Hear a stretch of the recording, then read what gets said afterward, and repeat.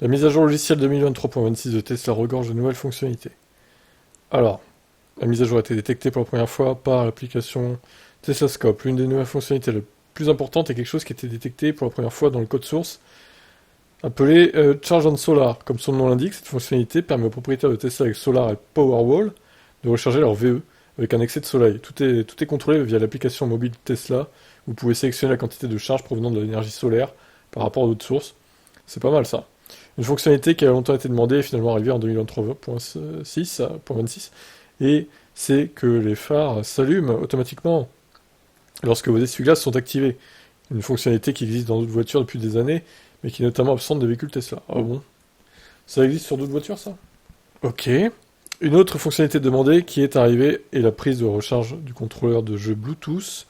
Selon les notes de version, cette fonctionnalité fonctionnera mieux avec les contrôleurs Sony PS5, mais tout contrôleur Bluetooth devrait fonctionner.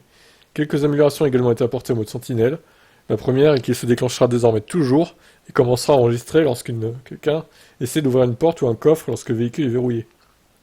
Un autre est la possibilité de visualiser plusieurs caméras dans votre appli mobile.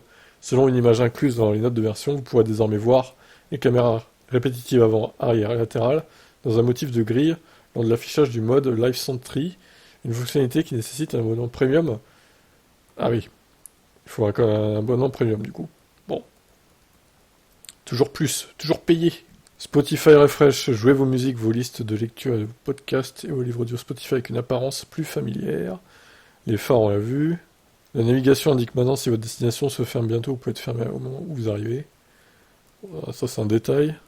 Ouais, bon, en grosso modo, il y a plein de nouveautés, ouais, effectivement. Couleur d'affichage plus chaude aussi. Un clavier français-suisse est disponible.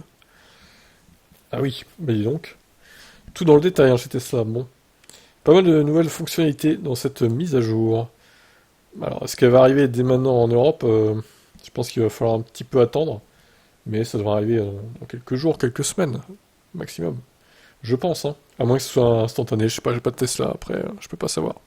Dites-moi en commentaire si vous l'avez ou pas, cette mise à jour.